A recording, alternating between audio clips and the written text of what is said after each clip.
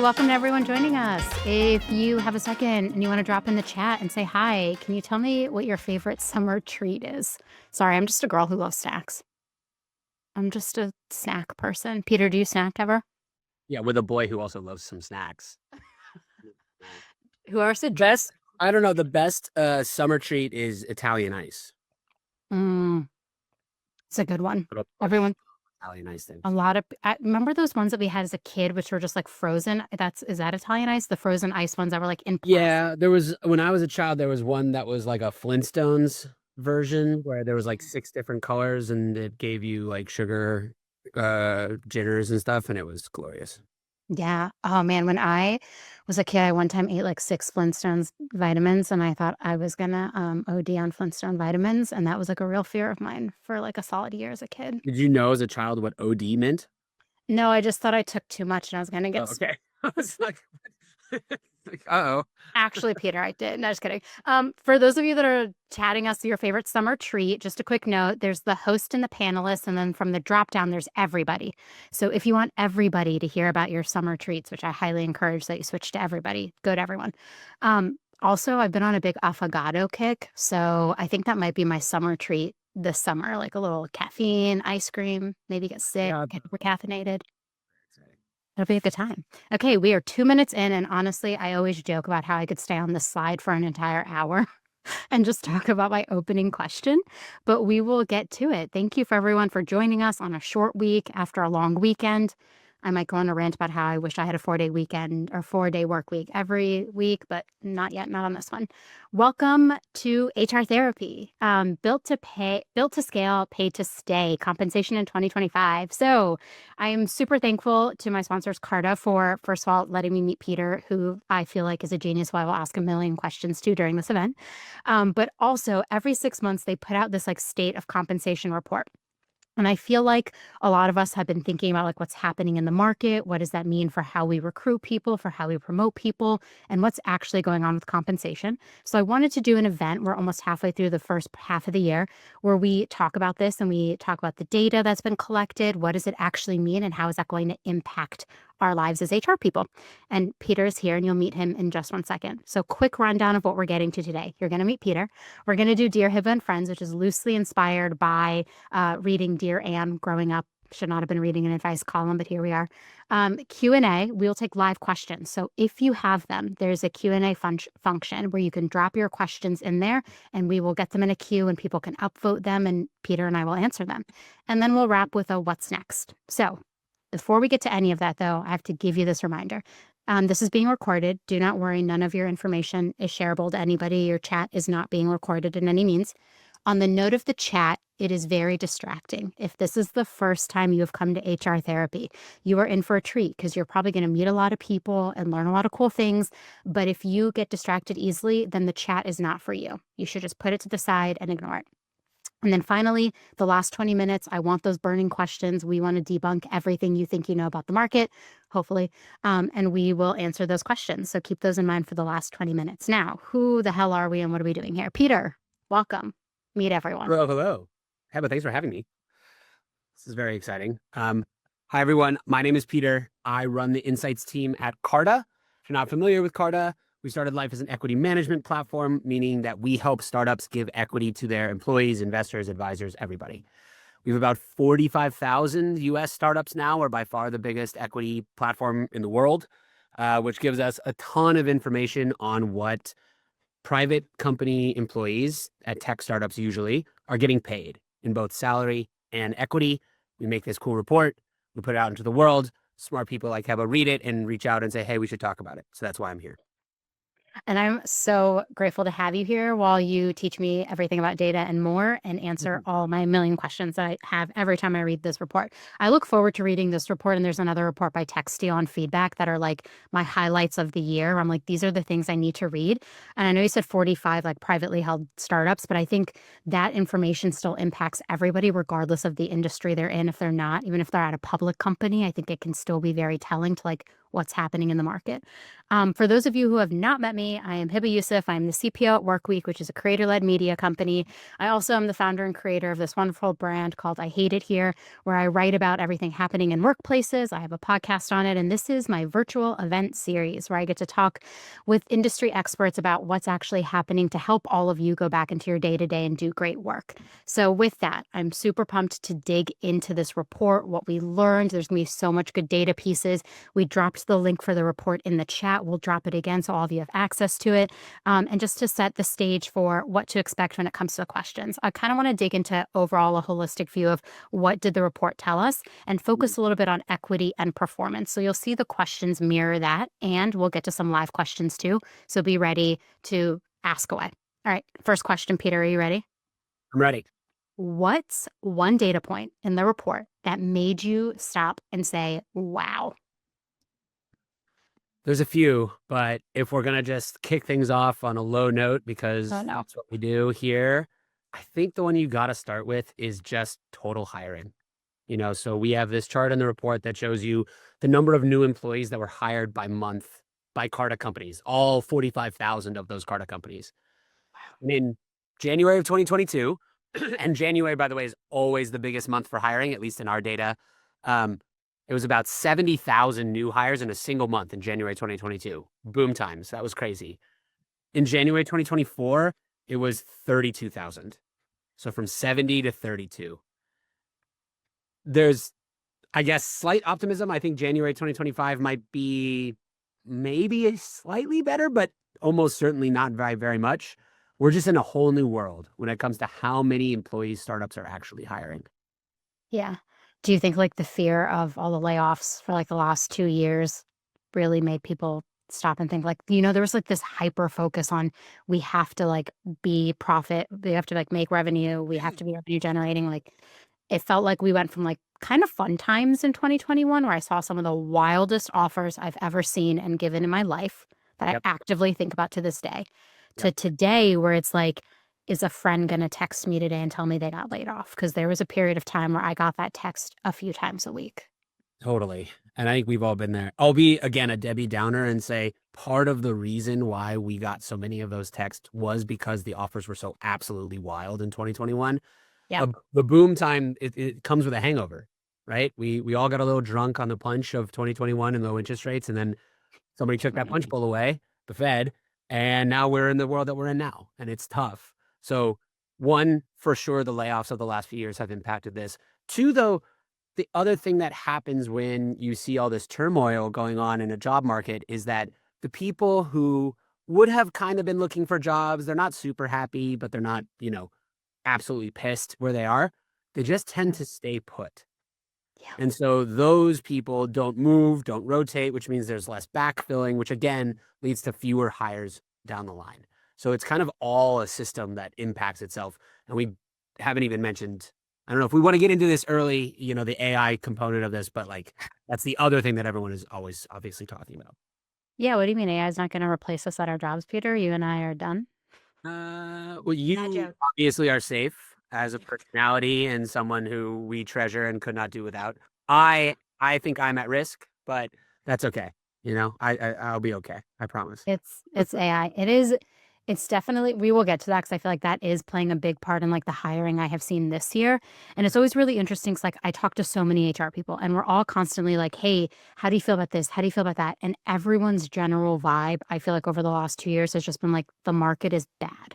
Like Yeah. I open TikTok and I know it's an algorithm that is like specifically for me, but I open it and I get video after video about like someone being laid off or the market being terrible or there being less jobs. And we both know so many talented people who are actively looking. So to say that that data is surprising, like I'm not so surprised, but also knowing that data point 70 to 30 is just a substantial amount of jobs that weren't being added and kind of gives this conversation like a different color, honestly. 100%.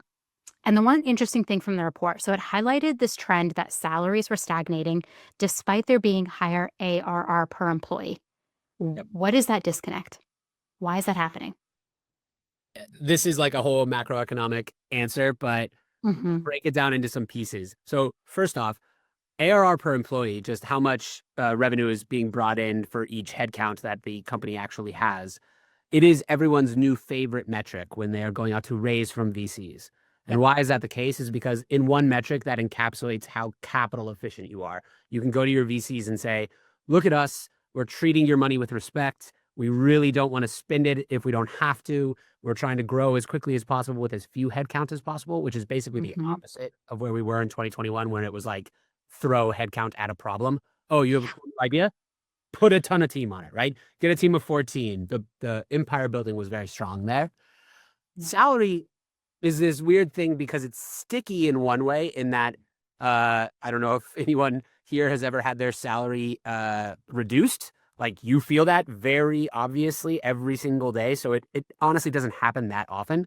So Yeah. the baseline is pretty sticky, but it just hasn't gone up nearly as much as you might expect for a couple reasons. One, in a period where layoffs are high and hiring is down, each individual candidate walks in with a little less negotiating leverage on their compensation than they do when you walk in and you say, well, I don't care, really. I have 4 other offers, right? Like, Yeah. wow me. The wow me thing is not happening very much on the candidate side today. And the second point, which pisses people off, pissed me off, honestly, when I started learning about it, um, inflation and your salary have nothing to do with one another. Yep. Just because inflation is up does not mean your company will raise your salary. It is cost of labor on the salary side versus cost of living on the inflation side. And those two things don't actually talk to each other nearly as much as people expect, which is frankly annoying. Yeah. Do you know the amount of times an employee has been like, "So inflation is up, or are we getting raises?" Right. And I Yeah. was like, "That's," every time I'm like, That's not how it works." Yeah. Exactly. And I mean, like, it made me really mad too, as I thought about, like, we're looking at a world that is, like, increasingly difficult to live in. Not Peter, we cannot be Debbie Downers this whole time, okay? We have to be, I don't even know a name that starts. I'm scrolling through the questions to find some optimism. I'm gonna get there. I We're promise. gonna get there. We're gonna give real talk and optimism. I mean, like, Yes. listen, I'm a very optimistic person. I'm like, "This will work itself out," but Totally. it is hard when we're looking at, like, the world that's so expensive to live in, and I have, like, so much empathy for employees everywhere, where, like, some people are being asked to do even more with, like, less resources, or have a salary that hasn't been increased in years because of the particular situation we're in, and it is quite difficult for a lot of people. And so I would say, like, knowing this and understanding, like, what companies are focused on, I think also brings a lot of insight for us as HR people as we're looking at this metric ARR. Like, we are also held accountable for it, right? We need to be able to talk about it. We need to be able to show up and have conversations about what this means and what does it look like for our employees and how we're thinking about comp. Um, the one thing I will add, if you were asking questions in the chat, don't forget we have a Q&A button. You can put them there, and then everyone can vote on them. I don't Um, think there's questions. There's just they're giving you nicknames, which is very funny. oh, cute. Yeah. Positive Polly. Yeah. I hope that one's actually really cute. I was a big Polly Pocket fan, so big fan of the name Polly. Okay. Digging more into the report. It showed a drop in comp adjustments for remote employees. Are we finally seeing the death, that's such a harsh word, of geo-based pay? What No, what is we're not. happening? So this is a really interesting subject that I think people can kind of conflate sometimes. So I'll Mhm. say up front, for those of you who are worried that remote work is going away, it is not. That is not the finding from the report. Still lots of companies that are investing in remote work, and still lots of people that are choosing remote work on balance over going back into the office if they have a couple different offers, et cetera. That is still happening. The point that we wanted to make here was, if you are a remote employee who expects to get paid a San Francisco salary because your company is based in San Francisco, you should stop with that expectation. That Mm, actually really never happened. Like, it was talked about a lot in 2021, but even at the peak bubble, people were getting paid different things based on where they lived. And it goes back to that idea of cost of labor. If the people around you are less expensive and you're being hired in Charlotte, you're probably not going to make a San Francisco salary. That's number one. The second, and the good thing, is that even though you're not going to make a San Francisco salary, oftentimes the salary that you make is going to be worth more to you in Charlotte than the SF salary would be in SF, just based on how high rent costs are, et cetera, in cities around the country. So we did this analysis and we found that there are probably like 25 cities across the US where someone, a software engineer, for instance, could get paid quote unquote more than they would make in SF once you account for things like rent and cost of living and all that kind of stuff. So I actually think that we shouldn't expect companies to just pay everyone exactly equally no matter where they live. But it doesn't mean that you can't benefit from being somewhere that's not in a big city if that job is available to you. Yeah, this was, like, such a hot topic. I don't maybe this was just a hot topic in my friend group, but, like, we No, were it was everywhere. I swear to God. it was like the engineers living in Wichita making, like, San Francisco salary, like, they're living like kings, and I was like, Who? Where?" Dude, What? we did a expedition to Wichita to find the kings that were living there, and they're just not. They may They have do not left exist. before we got there, but they would. Yeah, we did a full field trip for Carta. I promise you, it's not real.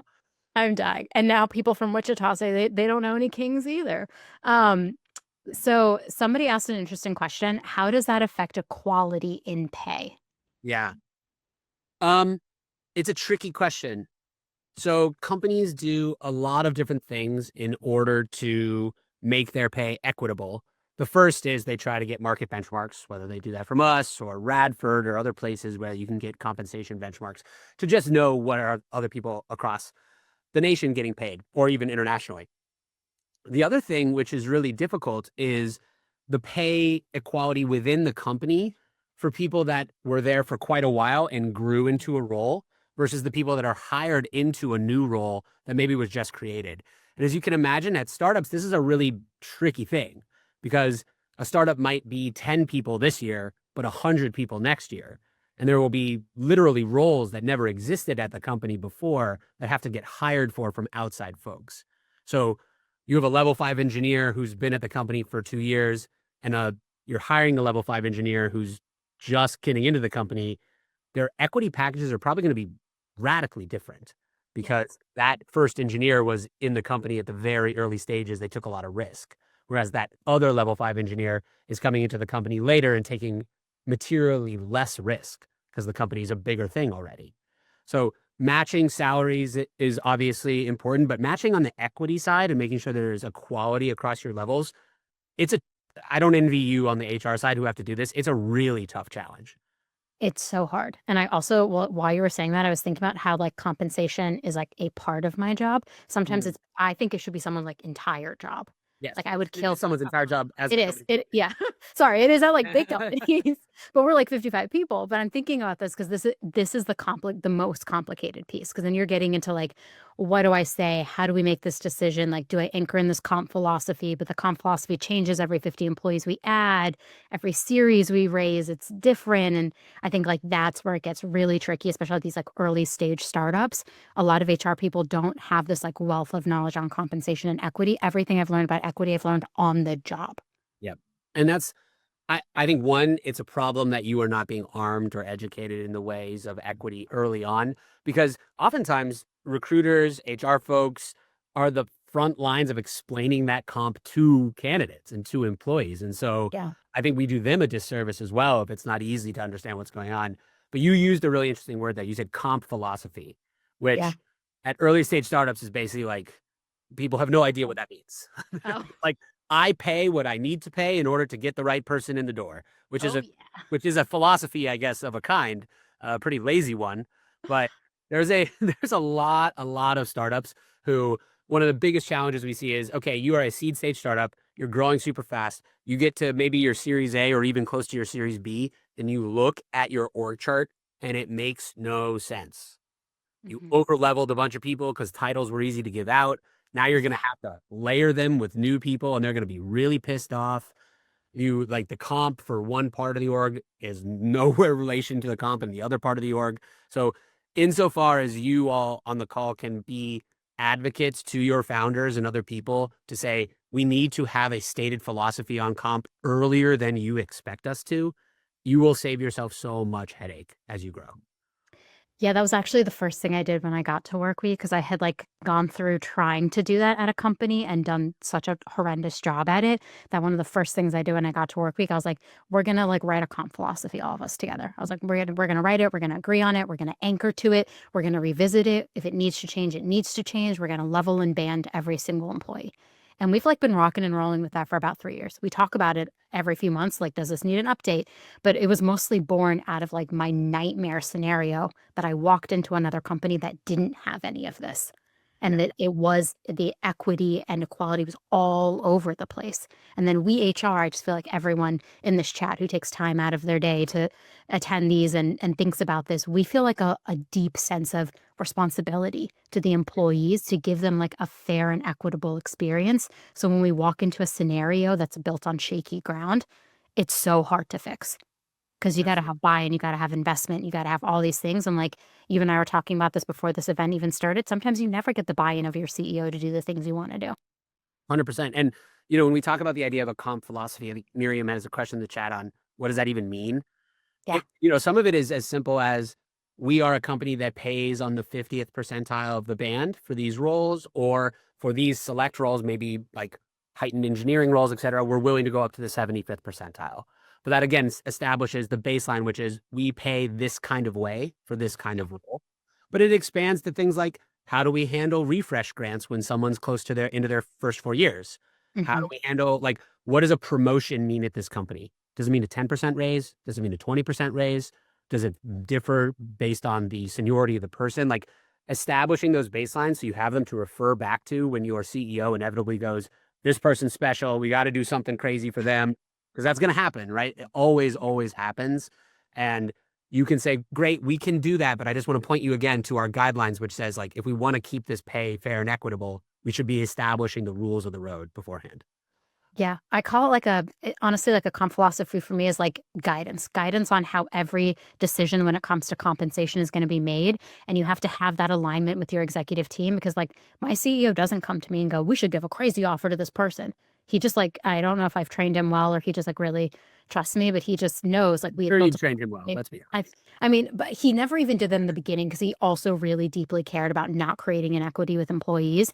But it worked out really well in my favor because I don't have him coming to me being like, we should do this crazy thing where we do X, Y, and Z, because that just creates more damage down the line. Like when giving people wild titles, like making someone the head of title, like really is wild to me because like we don't do it anymore because it was so confusing who was the head of what that we were like, we're just going to get rid of that title. We're going to use a different title that means exactly that, but doesn't say head of because it confuses everybody else at the company. It's like, I talk to founders every single week who are at the very earliest stages where they say, I had this engineer. He's really good, but he wasn't going to join unless I made him the CTO. So I just made him the CTO. And I was like, in 18 months, you are going to have a shitty conversation with that yep. person because you're going to hire a CTO and they're Yeah. A real one. CTO. You can't be CTO emeritus, right? Like there's no stuff above that unless they fire you and then that person becomes the CEO. It doesn't work that way. Died. Yeah. It never does. It honestly, I always think about it in terms of like, do I want current pain for Hiba or do I want future pain for myself? Because I'm always like, let's do current pain because current pain like then solves a lot of problems. Because when we get 3 years down the line and we're solving these problems, it's going to be so hard to untangle them. So I'm always a fan of like, feel the pain now so I don't have to feel it in 3 years. Because I've been in that situation so many times, Peter. I have to be like, you are not this, unfortunately. You are something else. And then coming back from that conversation and like keeping engagement high, especially in a time when like the market is weird, salaries aren't going up as much, like anchoring on all the things that we've been talking about, like that person might end up staying and just be so disengaged because you just handled it wrong from the very beginning. So, And you are the tip of the spear. You are the closest to the emotional center of that employee. Like, yes, of course, there are things about this company experience that matter that are not comp. But if they are worried about their comp, the rest of it is really difficult. Like, oh, cool benefits, great, but I feel like I'm severely underpaid. Good luck, right? Or I'm severely underleveled. I look around and I say, who are all these people who are 2 levels above me and I'm better than them? yeah. Like that sort of feeling is corrosive. Oh, absolutely. My Yeah, first send of this, maybe it was my second send of this quarter, was about the psychology of money because yeah. I really wanted people to understand like we need money to live our daily lives, but there are other things that like money symbolizes for all of us. And like it is really hard to come back from all of those feelings building and the person feeling like it's unfair. I can't succeed here. You just can't win that person over. It's game over. Okay, I need to keep moving. So we're getting a lot of questions in the chat.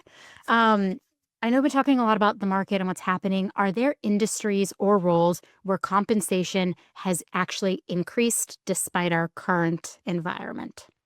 Yeah. AI, ML engineers. Take a drink, obviously. That was easy. The other thing is we see a consistent we saw this actually narrow in 2021, but it has re-expanded and it is a fairly consistent story across comp, which many of you won't be surprised by. Entry, mid-level, mid-career, and executive function in very different ways. So the Yeah. first one, executives did not see their pay decline nearly as much as everyone else, and it has bounced back faster. And also their pay is more national on a Mm, market. So if you're hiring for a Series B CFO, if you're hiring that person in Dallas or if you're hiring that person in San Francisco, it's going to be pretty similar in a way that that wouldn't be true if you were hiring a junior finance analyst, for instance. The other mm, point I think that has happened on the hiring side, which relates very closely to where the comp is increasing, is we have seen a shift from many private startups where they are less likely to hire middle management. They're hiring mhm, senior individual contributors or senior executives, but not as many like the senior manager to director layer has really gotten hollowed out, which is tough because a lot of people, were managers, then became senior managers and now looking to make that jump. And it feels like that jump, like there's a couple rungs missing in the ladder these days. ugh. And that's very true because I feel like you and I talked about this earlier this month where I read that article about Amazon, the one about Dropbox, where they just decided they were cutting their middle management layer. Yeah, And I was like, I get it, but a lot of people in their middle management layer are managing a team, but also carrying a slate of work. for sure. And it was like really wild to me that they'd want to cut that because I'm like, managers are already like overwhelmed and like need to be able to give feedback to the employees, and they have like the biggest impact day to day on an employee's engagement. So like, why would you want to cut that level? Yeah. So that, and also like that stat about executive pay being the same regardless, kind of annoying, honestly, when you're like, but like CEO salaries are the highest they've like ever been historically. So there's a lot to say about that. That's not this event, but for another Spicy. spiral About to and get another day. not spicy enough, actually, is what I'm hearing, but I get it. I get it. I could I could take it on a tangent, and that could be a rant for the next no, I'm just kidding, I wouldn't do that to you, but back to the first role too that you talked about, AI and ML engineers, yeah, we're all seeing it. Like, those are the companies that I feel like are hiring the most now too, that everyone's looking to do something with AI. I can't even go a day without reading a headline about an AI tool or Workday being sued for AI stuff, so it's definitely interesting, and I haven't seen, like, legislation actually keep up with as fast as we are integrating things into our software. No, when we speak to, my day job is spent talking to startup founders like all the time, first and foremost. And it's so interesting to watch sort of this roller coaster that many of them have been on, to empathize with the execs for a second here, where it's like, okay, everyone is eliminating this function with AI, right? All you need is ChatGPT calls. It's so easy, whatever. And then the next week, it's like, we burned customer relationships. We really screwed ourselves. We got to hire people back, blah, blah, blah. And there's this back and forth. What I think people are underestimating is that however you feel about AI, however you feel like how hypey or real it is, etc., the pace of change is increasing. So Mhm, you have to kind of shift your mindset to the fact that whatever we're doing right now is unlikely to hold as long as it used to, mm, which feels it feels almost as though things are changing for change's sake sometimes, but it mhm. really is the world that we're living in, especially with smaller startups where they feel intense pressure that their whole company could go out of business when OpenAI makes their next release, and they have to move fast. And so that pace of change is like the overriding feeling that I'm getting from all of these founders.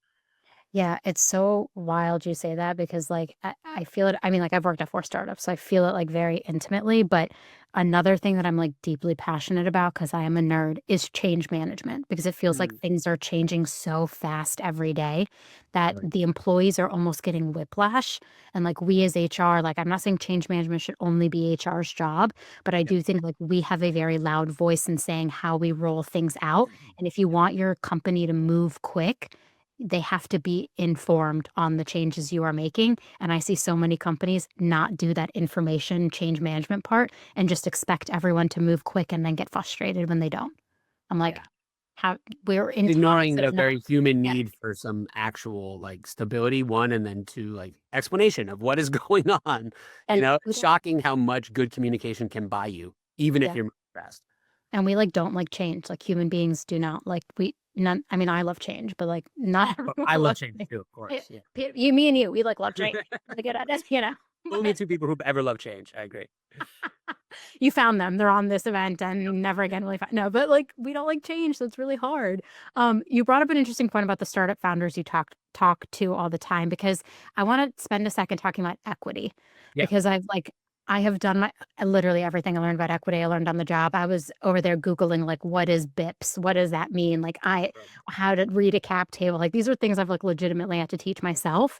Yeah. And so I want a lot of HR people to be more educated on equity, especially if you are at an early stage startup. Like, guess less than 2% of companies see an exit, but that you should be informed on it if it's like part of your compensation package and that's how you're positioning it. So I want to talk about surprises. Like, what surprised you the most in this year's equity data? I'm going to not answer your question, and I'm going to point everyone for a second to That's right. carta.com/equity. So this is one of the reasons I love working at Carta is because we actually put money, time, and effort into this topic specifically every single month. We are dedicated and actually kind of obsessed with teaching people about equity. Thank So you. tons of free resources out there. Go to Carta, figure out what equity means for you, understand what a fair market value is, a 409A valuation. Like, come prepared to that candidate conversation. Or if you are on the other side of the table, when candidates ask you questions, so you are an expert in equity and you will stand out amongst. I got a PhD in equity when I came to Carta, and I thought I knew about it before. I was Yeah. pretty arrogant about how much I knew about it, and I kind of didn't know anything really. So that's number one. Number two, what is happening within the equity data? Um, it is constant across private startups that equity change in compensation moves faster than salary change in compensation. And I think the reason for that is probably twofold. The first obvious one is if you're a candidate, you're probably walking into that conversation with a decent expectation of what you want for a salary. And for the equity, you're like, I don't know, like Yeah. wow, maybe I don't know, like I state Surprise. a big number of shares, and I would love a big number of shares, please. That That's sounds right.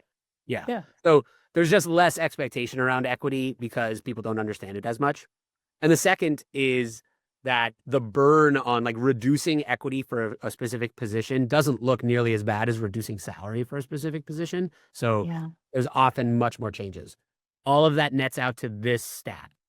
If you look from today to November 2022, salaries in that time are up a percent, maybe.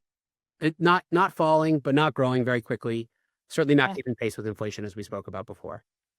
The average equity package on Carta is down 35% over that time.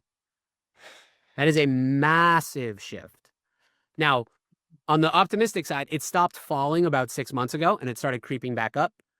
But whatever, if you hired, and what I mean by that is if you hired this person, a level 5 engineer, in November of 2022, and you gave them 100 shares of the company, the same engineer hired today would get 70 shares of the company. Mhm. That's maybe a silly, basic example, but the equity packages have gone down far faster than the salary has changed. Yeah, I'm not surprised. I mean, people I think are optimizing candidates I know are optimizing for real cash comp.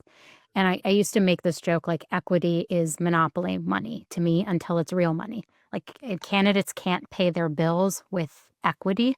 Yep. And we know the stats about how many companies see an exit. Like I have been so fortunate where one of the companies I worked for that I had equity and that I exercised my equity in got acquired.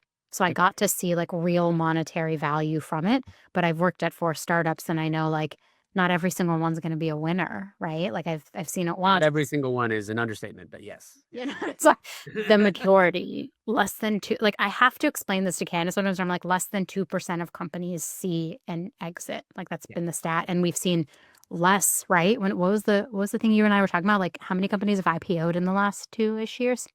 Of tech Two. company IPOs, it's like less than 10. which is wild. So a couple points on that. Equity is cultural in that way, in a way that salary is not. Like you don't look around and go like, oh, salary is less important because fewer companies IPO'd. Like that doesn't Yeah, never comes up. But never. equity, it does like there were boom times here in SF where it felt like everyone knew someone whose company was IPOing and had like, a pretty life-changing event. And Yep. when that is in the cultural context, it's more salient to you. You rate equity higher. We see this in negotiations with candidates. Whereas in a moment like today, very few IPOs, not a lot of secondaries, M&A is okay, but not great. Like not a lot of liquidity, actual dollars getting driven from that equity. People are much more willing to say, yeah, sure. Like lower the equity package a little bit if you keep my salary high or whatever. Like the trade-off is coming from both the employer and the candidate side, which has a big effect on the comp. Yeah. I feel like we could make equity an entire session in itself, but Oh, I that have a week. I resource have a week on equity for sure. you're ready. And that resource you shared is amazing. Because remember when I explained to you first and you shared it with me, I spent time going through it and I was like, holy shit, like where was this when I needed this like years ago? And I didn't understand or I like didn't do the due diligence of like Googling to like find a good resource like this. So thank you for sharing. It's in the chat. Highly recommend you look it up if you're doing anything equity related at your company. Last question. Oh no, two more questions before we get to live Q&A. We're moving along at a good pace. What is shifting? I want to touch on performance real quick because we've talked overall salary data, we've talked about equity and now performance, this like way that people can make more money maybe at their company if they perform really well. But what is shifting in organizations and how they define and reward this impact? This is a part of the story around comp, which is, I think, I would describe this as kind of like a barbell effect, where there are companies who are really radically rethinking the way they do merit and bonuses and all this kind of stuff. And then there are companies for whom they're just like, we haven't gotten funded for a while, everyone gets less. And it really depends on like, are you at a rocket ship? Are you not at a rocket ship? Like all that kind of stuff matters. But in general, there has been, I would call it a retreat lately from bonus expectations. So at least in startups, there are a couple roles, sales obviously, who have a variable compensation part to their or variable component to their compensation. Yeah. Most people don't, right? Most people it's salary and equity. It used to be salary, equity, bonus, Yeah. and there's just fewer companies that are, keeping that bonus structure around. The ones that are keeping it around have typically changed it a little bit to what did you do to what did the company do? So the Mm, bonus structure is tied much more closely to company performance, even at lower levels. Obviously, execs are almost always tied to company performance, but yeah. I think that's been a shift lately. Is like, yes, you did great, but if the company didn't do great and you did great, there will be no bonus, even if your individual work was excellent, Yeah. which is certainly a shift from where we were in 2021 I would say so. I definitely see less offers going out with bonus on it. for sure.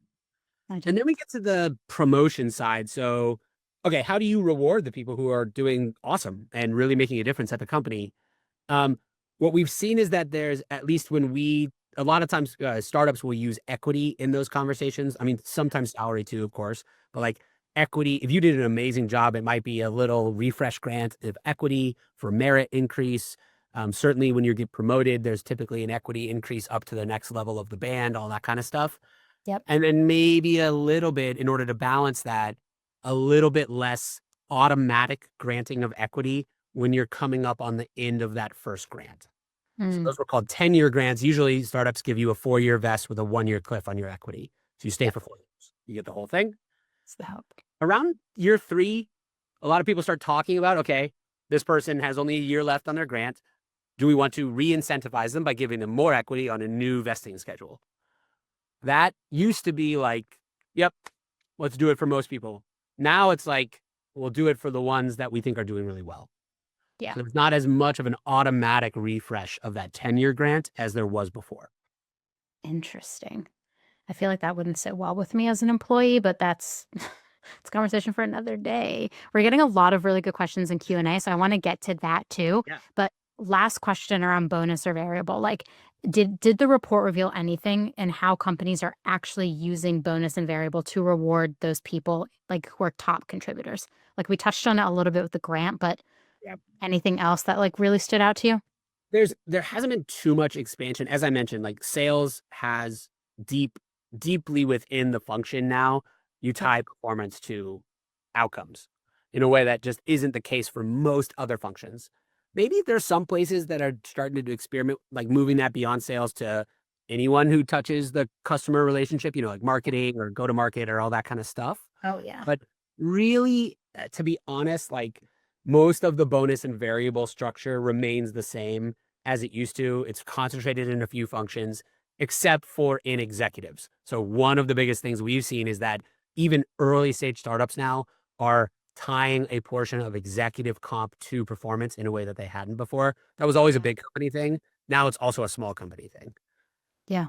Because they want the person to like actually show up and add value right away. I've seen far too many small startups hire someone because of their impressive background who adds literally no value to the company.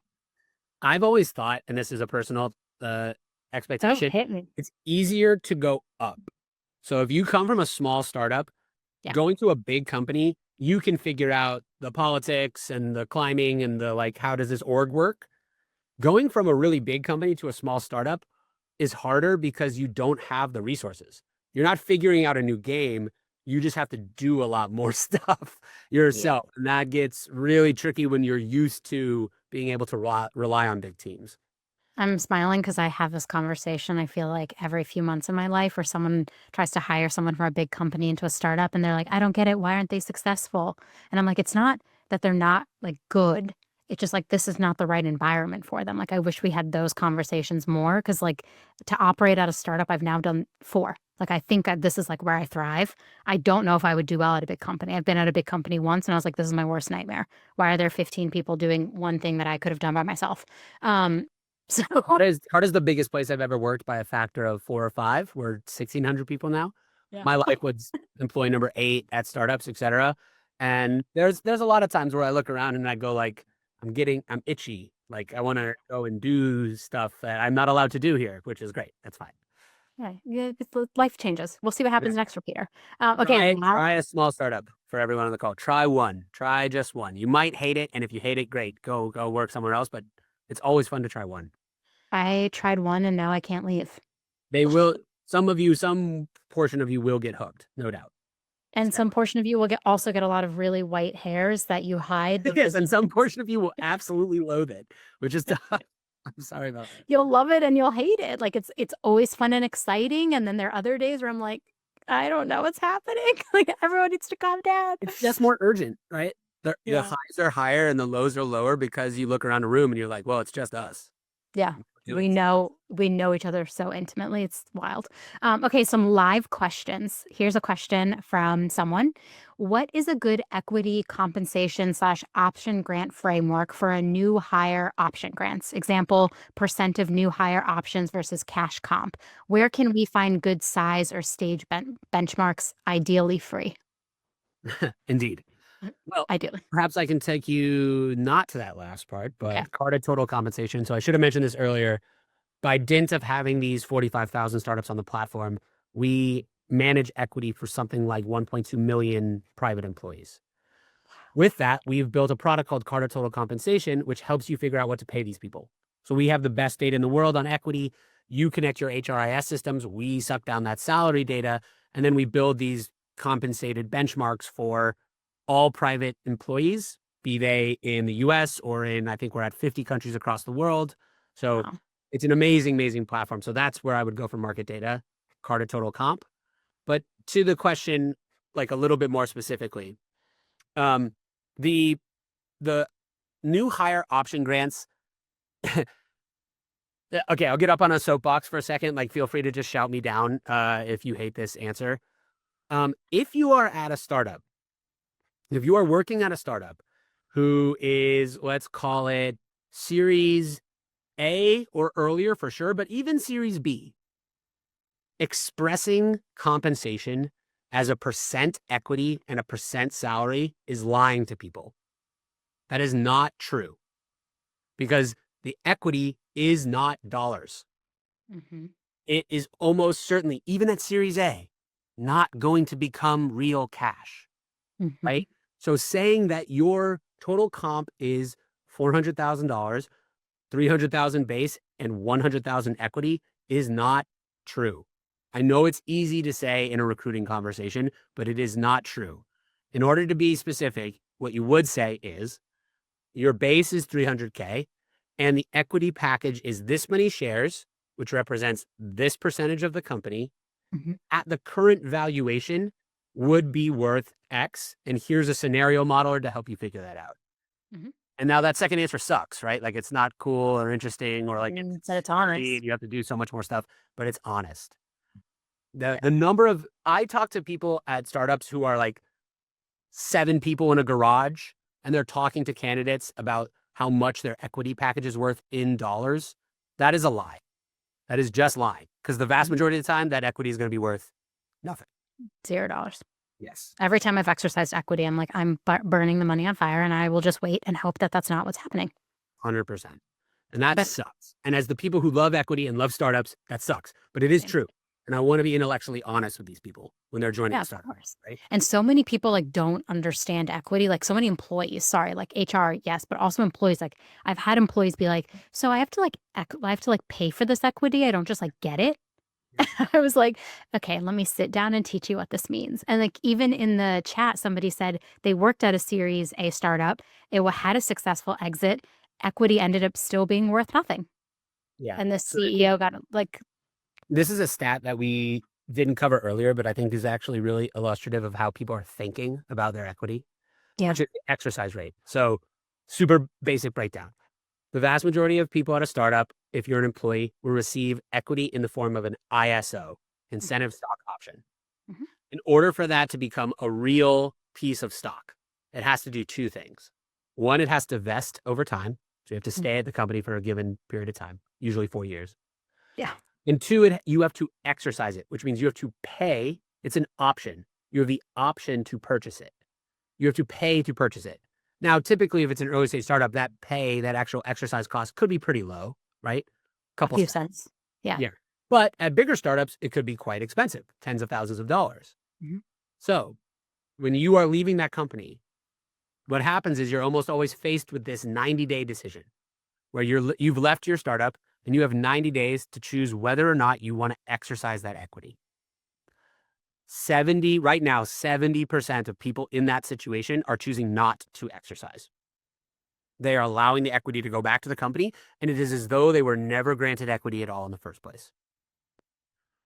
Now, I see a wow in the chat. Yes, indeed. Wow. Crazy. 70%. Are those people making bad decisions? No. Generally not, right? They're looking at the company and they're saying 2 things. 1, how much does it cost to exercise? And do I want to give you that money today for the uncertain hope of something in the future? And then they're looking at their company and going, I just don't think that this one's going to be worth very much in the future. So they're making decent financial decisions for themselves and their families, but it is an indication of how they feel about the equity, which is we love to talk about equity during the recruitment process, and then we basically never mention it again. But candidates and employees feel that. They understand. Yeah. It's such just 70% choose not to. That's kind of wild. It feels very different from a few years ago. Very different. 2021, that percentage was like 40% not exercising. So still a high percentage, but like almost double. Yeah. Wow. Okay. That's again, Peter, you have to come back for part 2 because Absolutely. There's like a million other things I want to ask you about. Okay. Somebody else asked, what are some talking points for cost of living and cost of labor when talking about pay increases? This is a tough one because you're going to you don't want to whip out a PowerPoint presentation to explain to someone why they're not getting a raise. And you're like, here's why you're not. To be like, you live here. And this. Yeah. So cost of labor and cost of living are different because cost of living takes into account all sorts of different factors from rents to food prices to general inflation in the economy, et cetera, et cetera. Cost of labor is what is the current market for labor in that sector, in that state, generally speaking. And that second pool, it moves a lot more slowly than the inflation can or does. So even in the best of times when salaries are going up, they don't move in accordance with the general economic pressures. They move with the local pressures of that sector of that state. And so, for instance, if you just think about it as a recruiter, if you have, if you've posted a role and no one has applied to it in 20 days, you might think to yourself, oh, the stated salary range might be too low. That might be why people are not applying. If you post a role and get 40 candidates and 10 of them are really good, you don't think about raising the salary range. That was the No. salary. It worked. It's great. It's the middle. And I had a market, compensation benchmark to put that against. That's what it is. Now, is that a fun explanation to give to a candidate? No, it's not. So I need to come up with Yeah. a pithier way of saying that. I mean, it's never fun when it's money related because it's so personal to all of us, and again, the world is so expensive. When it comes to talking to your employees about it too, I think you should explain to them like how you all make compensation decisions, like going back to that comp philosophy, clearly stating like we do not cover cost of living increases. We don't do cost of living increases, that type of stuff. We've done our best to talk to our employees about it. Like we're a Series A, we just went from pre-seed to A. Like there isn't extra cash lying around for every single person on earth to get a raise. So we basically just told people like when we will adjust salaries when like promotions happen. If you're just coming to us for a cost of living increase, like unfortunately, like we are not at the position where we can give that. And that is the case with like a lot of startups. And let's be honest, there's something going around in startup world right now where it's like hustle culture is back, the grind is back. Like I know it's like it feels like but it is really real where CEOs and other folks on the executive teams are looking around and going, well, Elon fired all these people at Twitter, and look, Twitter still kind of works occasionally. Like we Yeah. could do that. We could push our company. We could push our employees harder. We're in wartime again. Blah blah blah. It's just like it. It is annoying messaging, but it does affect the mentality of people who are setting comp policies. Yeah. And being able to have that conversation with them with the data, I'm just saying, is helpful. But if you have an Elon like CEO, I am sending you all the good vibes in the world because I think that's a very uphill battle. And you have to like pick and choose carefully who you work for because that can actually determine like just your happiness in life. Somebody asked the question, I would love to learn more about pay equality with salaries. We see that newer folks are coming in higher than those who have been there. So pay compression essentially, right? Totally. Startups or comp people take two approaches to this. One, they could say, "Oh, for the same level, we have now a disparity in pay." Mhm. And what we're going to do is we're going to bring those people who were at the company who are getting paid less up to the mid mark of the new level. So we're going to reassess to the higher band because we're not going to lower the salaries of the new people who just joined. We're just going to make it more equitable for the people who didn't. Yeah. Great option. Totally awesome. If you have the cash, wonderful. Would suggest doing that. Yep. The other way to do it is to say a little bit more graduated and say, as those people who are currently at the company get promoted, we're going to give them outsized promotion packages. So we're not going to square up their salaries now. We're going to do it as they move up the chain. That obviously entails two things. One, maybe you're thinking you have more cash in the future. And then two, are those people ever going to get promoted? Right? Yeah. Now, this is the dirty secret. Like, will those employees ever even know that they're being underpaid?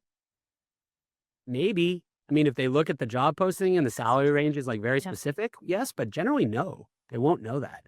So it is really tricky out there sometimes. And we can talk a lot about salary transparency and pay transparency, whether or not that's helped anything. Yeah. Yeah, I have a lot of personal thoughts about that, but Same. For how we have handled it internally is I banned every single role, like based on level and scope. yeah, And I cross check who is currently in that role to make sure there's no pay inequity. And sometimes we offer roles and candidates try to negotiate. And on the call, I say, hey, I'd like really appreciate you negotiating. We really want to maintain equity. So, like, I can't negotiate with you. This is a salary that everybody in the role is currently making. And that is how we protect equity at the company. And you should see that as like, I'm not trying to shortchange you because I do the research to make sure you're being paid fairly, but I also need to ensure that the people I have internally are also paid fairly. And I explain that to all of our candidates. I mean, sometimes candidates will be like, okay, then I don't want to take this offer. Usually they actually say, wow, thank you for doing that. I've never talked to an HR person who has explained it to me in that way. I like this salary. I would love to join. I I think this gets back to maybe the meta point of this conversation, which is being a great communicator and being very honest with people. It Yeah. is easy to stand out. It is easy to stand out amongst not, and this is not an HR thing. Like founders do this all the time where they get super hype and they oversell, oversell, oversell. And then you pull it back and you're like, oh, well, that actually isn't the thing that I said about blah, blah, blah. And your salary isn't whatever.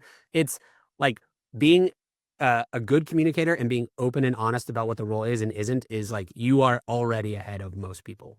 Yeah. That's what I try to do. Sometimes I'm like, here's why you shouldn't work here. Yeah, and that's the vibe, right? Like if they're like so upset about the idea that the equity is not going to be worth all that much in the future, like is that the right person, right? Yeah, Is it's that the definitely not the right person. That's a clear indicator, honestly, of like a culture ad. Okay, one more question. What are we seeing as competitive yearly percent raise, or does it vary widely, wow, from location to industry standards?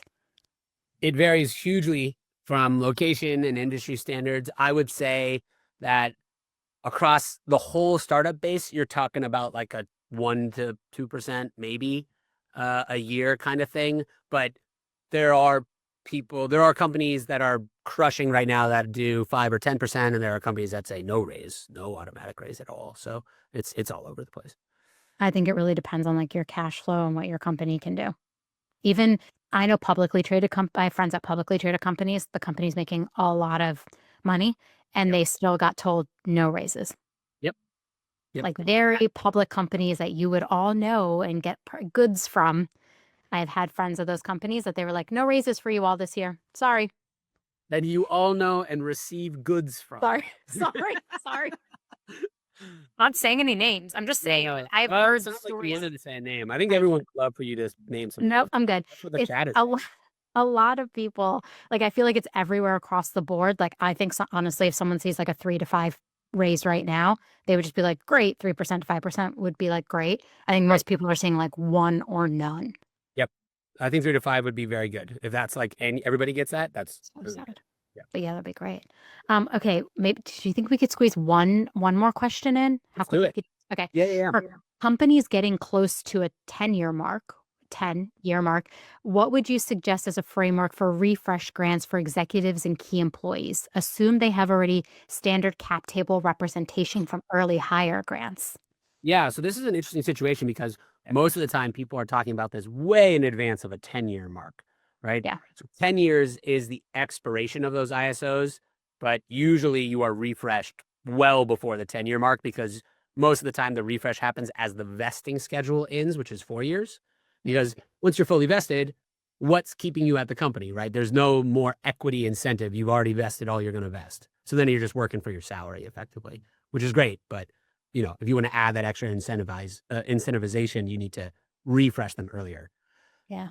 In terms of framework for refresh grants, we have this philosophy at Carta, which I really like about boxcar, where so the problem with a refresh is if you wait till the very end of their 4-year period and then just start their next 4-year grant at that time, weirdly, what you're setting up is for them to receive the most equity in that year that they might have left anyways, right?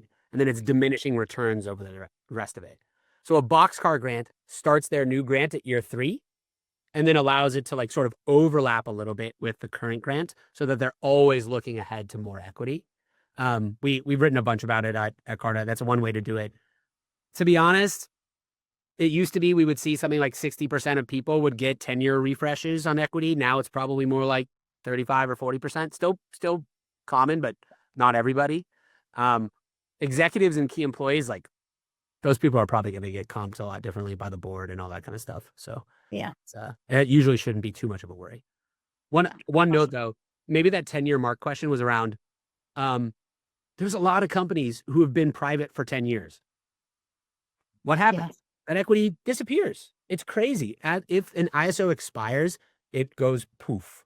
And it was never granted to you in the first place. So this happened to Airbnb. They were private for nearly 10 years. They had to do a tender offer for secondary liquidity so that their employees could get some cash. And then they kind of had to IPO because there were going to be so many early employees who were super pissed about it. These days, companies are not going to IPO because of that pressure, mostly. They're going to do what's called a secondary tender offer and give those employees the ability to sell shares before an IPO, which is a whole other thing. Yeah, so we need a second day on that. I have a lot of questions about that. Okay, we're out of time, but I just got to say what's next. We already dropped some notes about a survey. We'll send a follow-up survey to see if you liked it. If Peter needs to come back for part 2, I'm going to peer pressure him into coming back for part 2, by the way. Or we could do a podcast episode, Peter. I don't like bullies. Sorry, Peter, please come back. It's such a good time. Maybe a podcast episode. Who knows? Okay. Next episode of HR Therapy will be at the end of June. Last week in June, we dropped a link about it. Final takeaways. I'm so grateful all of you are here. Huge, mega huge shout out to Carta for letting me meet Peter and pick his brain about all these things, to the report that they put out every 6 months that's really helping people understand what is actually happening in the market. It is long, but it is worth the read. It could inform so much of your strategy. Please be sure to check out the report, download it, and also look at the equity course because it's really good. Thank you so much. Thank you, Peter. You were the best. Oh, thank you so much. This was an awesome conversation. Love all these questions. This was so fun. We have more, but we'll get to them eventually. Indeed. Thank you, everyone. See you. Y'all.